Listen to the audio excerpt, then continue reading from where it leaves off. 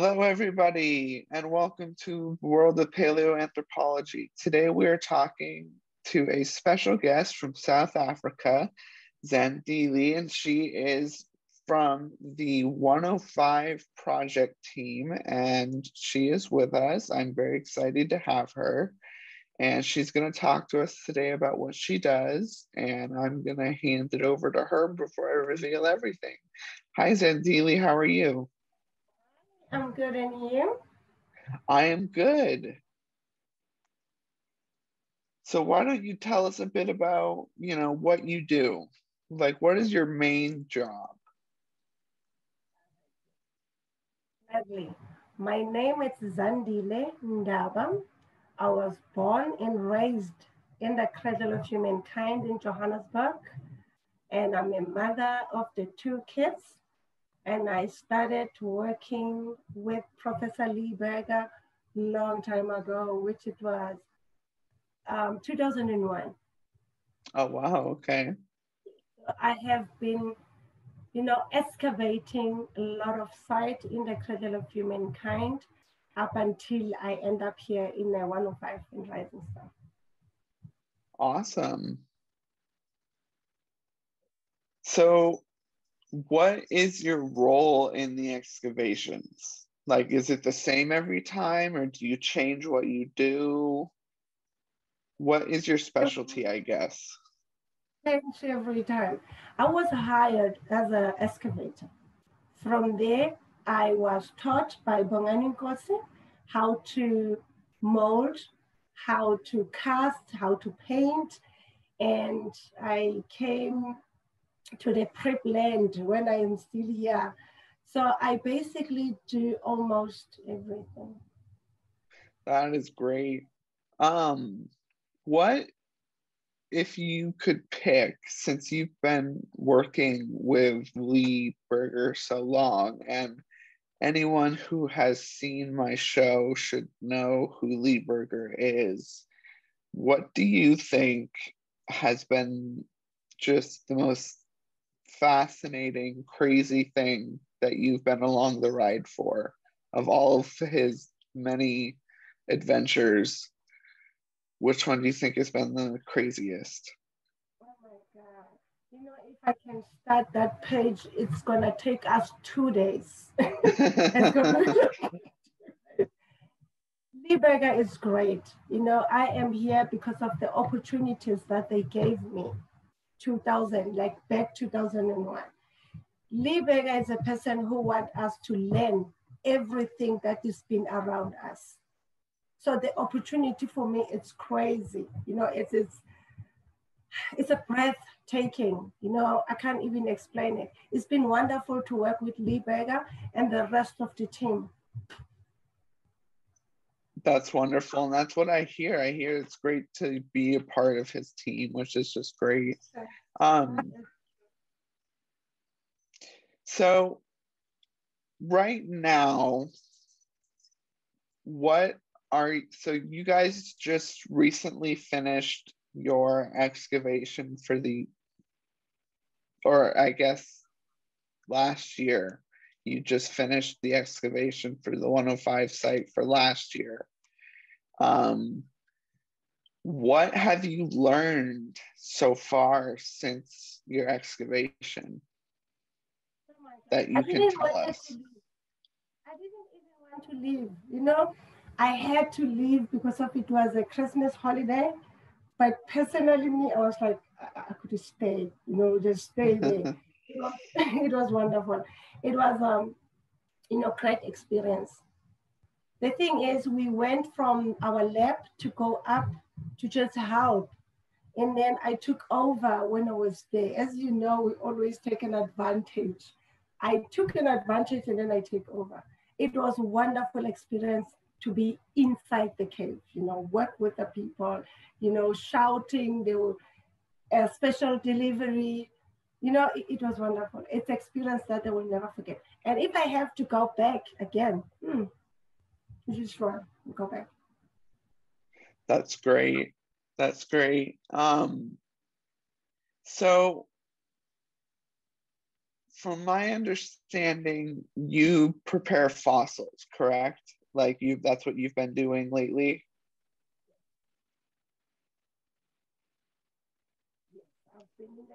I've been in Maruping preparing the block. I think you know the famous one, the hominid block. I'm Right. the one who Yes. did that. Yes, I'm the one who did that at Maruping. It's probably the biggest nice thing for myself I could say I ever done. So everybody was happy. And then it's what took me to Dallas. Oh, okay. Awesome. I did not know that that you went. That's awesome. Um, so how long did it take you to get the block to where it's at today? Oh my God, I think 4 years because of 4 years. Wow. yes. First time when I start, I always make this joke like when they gave me something that I see I can't do it, I'm like, I'm gonna be fired. You know, I can see myself and beg and go. So when they gave me, that was Bonita and Lee. They decided, Zandile, you have to prep the hominid.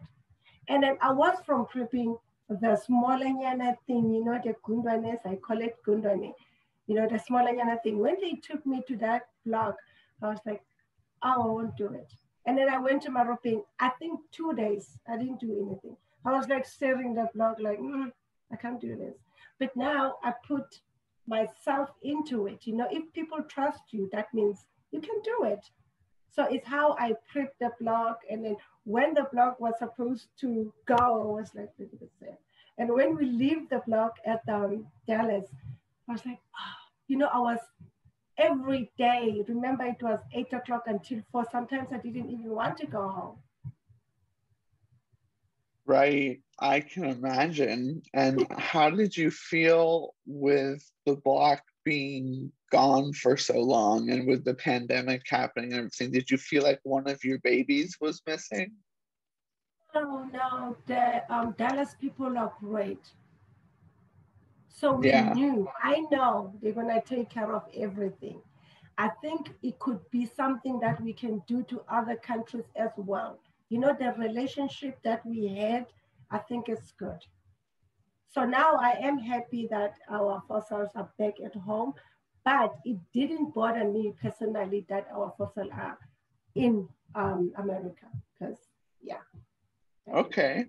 Well, that's good to hear because, I obviously one day hope to be in South Africa myself doing similar work, but if not, if before that, maybe these fossils will make their way back to the States before then again. We'll just have to see. But it definitely, I think, showed everyone how this can be done safely and without harming the fossils or anything like that. So hopefully this was a good way to show everybody. That was great. You know, the sad part about everything is this pandemic. Remember when the fossil are in Dallas? I don't think most of people had a chance to go because of the whole pandemic thing. So I hope and wish in future we could like exchange things. Maybe they can bring one of their biggest dinosaurs to our country. You know, this keep the relationship up going. Definitely, scientific relationships between collaborators is so important. It should be the same with scientists from different countries, and that's how we progress and move forward. And I think you're 100% right. I'm not 100% sure what we have to offer here from the States. Like you said, maybe one of our dinosaurs, because I know we have plenty of those. But to match a hominid fossil, I don't know, that's pretty hard to do. I don't think so. We do have dinosaur. At first, we have two labs when we were like prepping with our colleagues. But the thing is not about the fossil. It's about changing technique. uh, Yes. show us, like, when we are together, we can show exactly what we do, and then we can show what we are comfortable on it. I went and prepped in the lab. It was amazing. It was amazing. The girls were so good to me. That's great. Where do you, so is the block done, or is there still more work to be done on it? Now I'm not sure what is the plan of what professor think about it, but we're still busy focusing in 105 because we had a lot to do.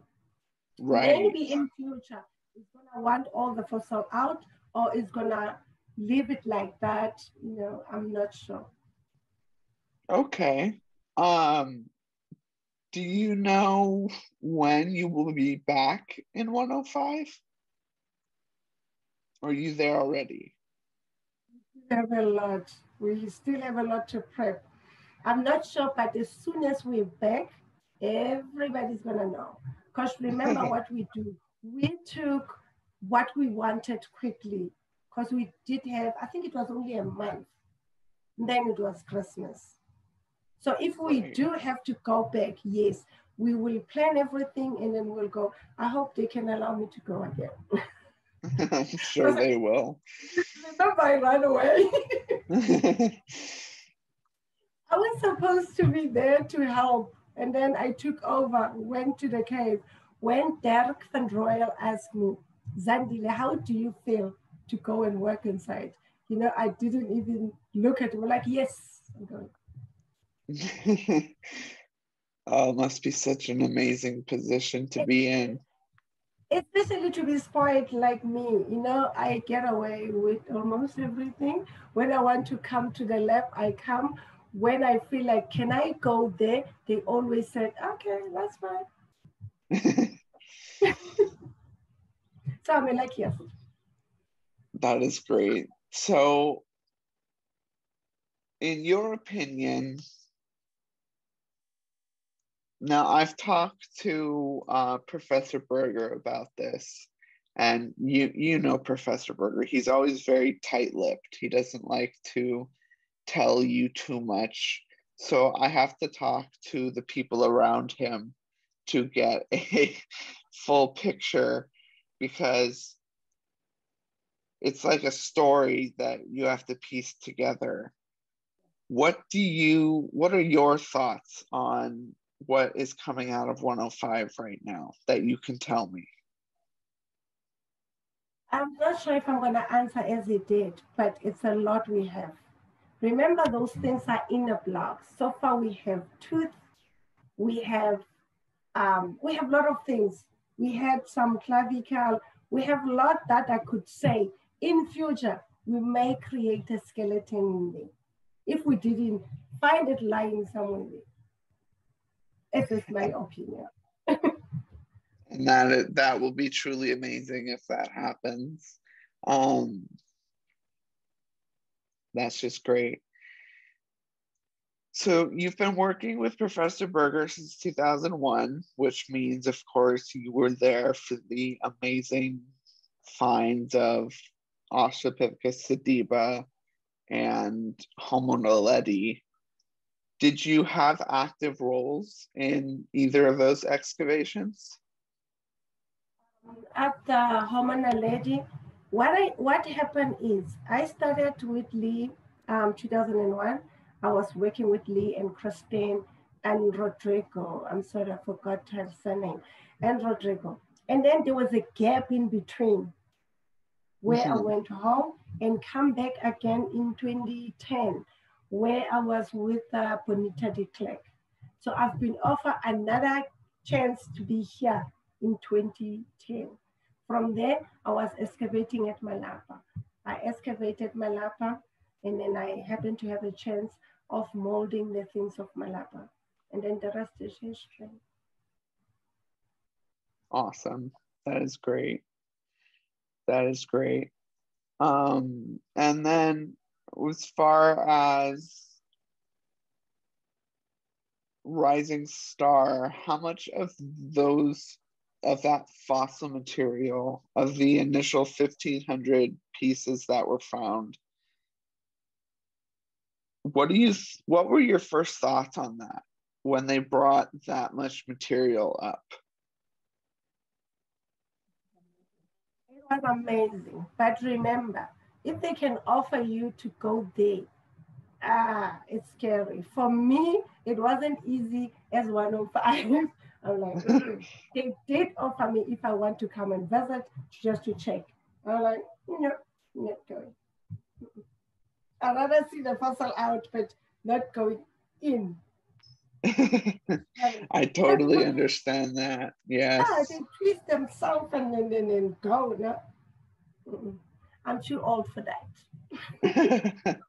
Yeah, definitely seeing, the diagrams of Rising Star and everything, those underground astronauts definitely had a fun time, getting through there.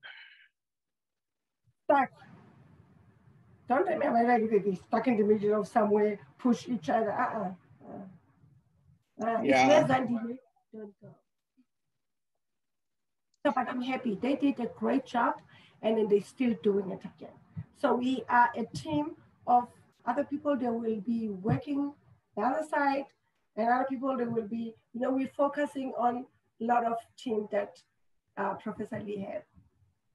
Because we have casting team and then we okay. have excavation team and then it's prep team. And then at the end of the day, Lee want everybody to know what is happening. So if I speak to somebody like you, I will be know what they're doing in a casting lab. So we have an opportunity of doing everything. That is great. And I think that's the way things should be done. And, Yes, yes, that's the best way for everyone to feel part of it and to get the knowledge and the wisdom shared. And I think Professor Berger does it very well. And from what I've read and heard about his methods, um, I want the world to know what he's doing and what all of you are doing. And that's why I'm doing these interviews with so many people of his team.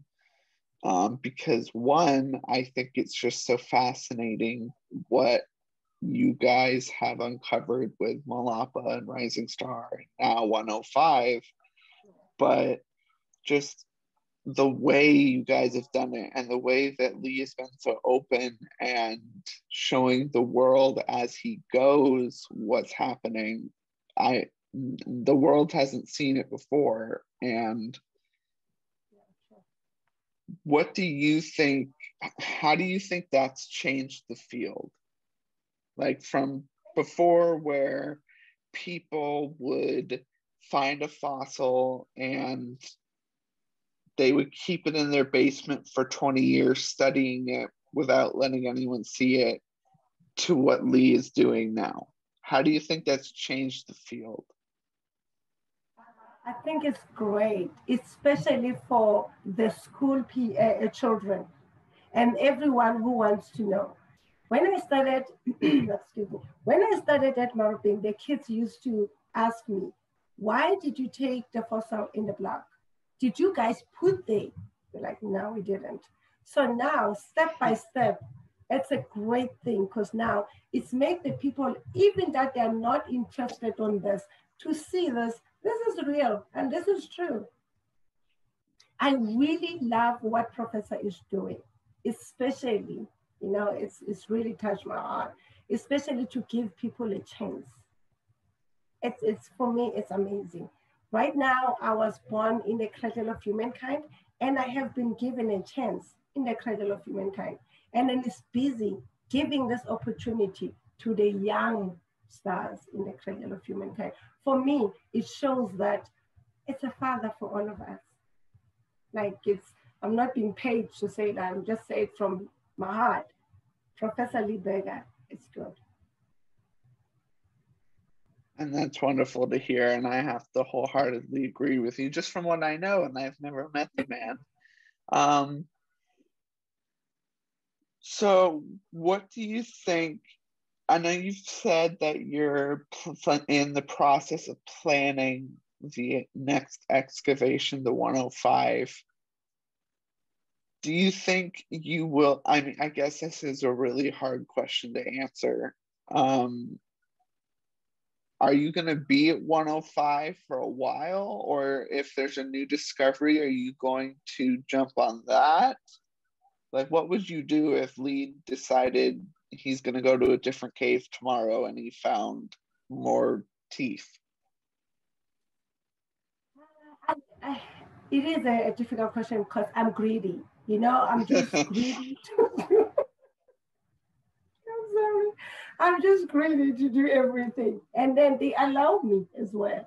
So now I'm busy with 105. I was doing the tooth, which are two, but now I'm waiting for a microjack to take it out. So if I don't have important, urgent thing to do, I will go and ask, can I come? Obviously. But, okay. Because now I'm happen to be that child. You know that child. If I ask this, they said, okay, okay. For me, it's to gaining an experience. And I also work hard every place I go. So I think that's why they don't have a problem with me if they open the new excavation and they said, Zandile, are you up for it? I'm like, yeah, mom.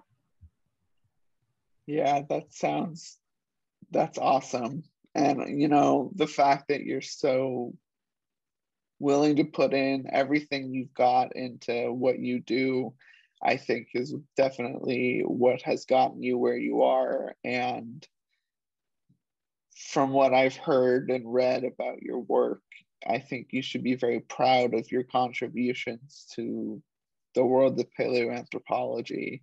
And I think you still have a lot left that you're going to do. And it's really exciting seeing personally your work, on Twitter and on Facebook. And I'm very excited to see what is coming next. So, are you right now? So, you're preparing to go back to 105. You have finished the block to where it's going to be for now. So, are you working on anything specifically right now? A lot to work on 105. The thing is, we want to make sure we don't mix things. So now I am finished with to take the tooth out. I have to make sure on that block it's nothing. I have to finish it to make sure it's nothing. We can't just take the tooth and then shift it away. Right, right. Okay, that makes perfect sense. Yeah, you don't want to miss anything. No, it might be a piece of skull then, and we don't know. Right, you don't really know till you get in there. Because I remember actually watching one of Lee's videos on Twitter where he first said, what was it? I can't remember now, but you guys found a block and you thought it was a humerus, I think, and it turned out to be a clavicle or something like that. And it was just, you guys didn't know until after you got into it. And I think, it's so important that you don't miss things like that, obviously. So great job on making sure that doesn't happen and being so thorough. You know what I always said when I talk to people? If you love what you're doing, you're gonna do this. For an example, when I sorry, I talk to people, I said, how can you run a crash while you don't like kids? It's all about money. And then those kids are not gonna be happy. So it's me. I love what I'm doing. It's wonderful. I think having such a passion for human origins is so unique And, you don't find many people who are so strongly pulled towards this specific search and answering these specific questions. And, they thought the field was pretty much dying 20 years ago. But now it is almost more like, I think personally, just from what I've read about the history of paleoanthropology, that we're entering or are in a new golden age. And I think the roles that you play and your colleagues play are going to be in the history books for as long as humans are around. How is that true? I want when my time is done. Remember, we belong to government. When my time is done, I want to look back and say, thank you for the people who gave me the opportunity to work with, people that you see them on TV, but we have lucky to work with them. So I really appreciate people like you guys who make sure you're taking everything that we do out there so the kids can know that it's not only being a doctor, a lawyer, there's something you can learn as well. Exactly. And, that's a very good point that you make. Kids these days are very, especially when it comes to, at least where I'm from, which is the United States, science is not a priority, or at least it especially hasn't been the last 4 years. And it's, in my opinion, a problem when we're in a world where the only thing that's going to save us from ourselves is science. And knowing that there are other options besides just being a doctor or being, a dentist or a geologist. Like, there are more niche, important things out there that can really help us when the time comes. That is true. And then for me to be here, I think people they should look at me and say, if Zandile can do it, so do we. Because now I have been given this opportunity without any level of education, and I've been doing good so far. But if we can go out there, tell the kids, the mother, the granny, what we do, that will be easy and better to the children to understand. You can't buy a car while you don't know what is that car. You have to see what you want to buy. So if we don't take this out there, people they will never know. The kids will never know. They will never have interest of this because of they don't know. When you speak about scientists, you speak about somebody who can create something and then boom. And then they don't know some of the things. Scientists don't create. They've been created by nature or whatever. So we have to make sure that we teach the kids and the older people to know this. You know what my father said when I started this work, 2001? What He did he thought say? he thought I'm going to disturb, the human where they are sleeping. We're going to dig them, and then after that, to just leave them be. And then when I come to work, he used to say, "Wash with the holy water," because you've been come from there to disturb the people that they've been sleeping for a long time. That time, my father didn't know what was happening, what we were doing. All those questions, he didn't know. So it's not only my father, it's a lot of people that some of them, they don't know what we do. Right. Right. There's definitely a lot of people that do not know what paleoanthropology is. And that's something I hope to change.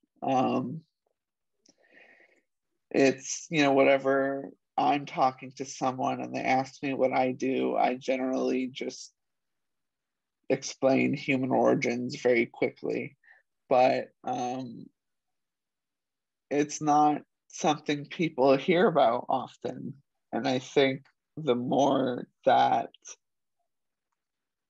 people like myself do, and I'm not the only one, there are many others who are interviewing people and talking to people, making videos. And I think it's all part of a larger plan to bring paleoanthropology to the masses. And, I remember, I don't remember, but reading Lucy by Don Johansson and the media frenzy that followed Lucy when she went on tour in the United States. It's that kind of fervor that we need more often in this field. And Lee Berger has been providing that for the first time in a while. And I think he's changing the way people are going to see this field of science for decades, if not forever, to come.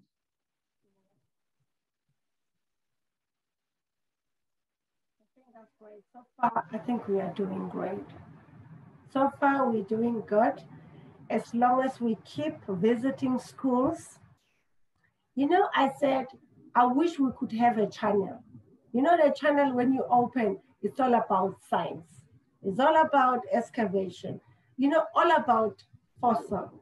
That will be great because I don't think we specifically have that. No, definitely not. But yes, having that would be an amazing thing. Like, for instance, in the United States, you don't, if you're taught about evolution, which it depends on where you are in the country, it's very limited and you don't really learn about humans or hominids. It's more just general Darwin's theories. And it's only in college, after you've finished your major schooling in high school, that you get to find out that there is stuff about fossils and paleoanthropology and paleontology and archaeology and all these things. You finally get to expand, and it's like a whole world opens up. And that's what happened with me. I originally actually was a deaf studies major for deaf people. I was learning American Sign Language and I wanted to be an interpreter. But I took a biological anthropology 101 course and I absolutely just fell in love with it.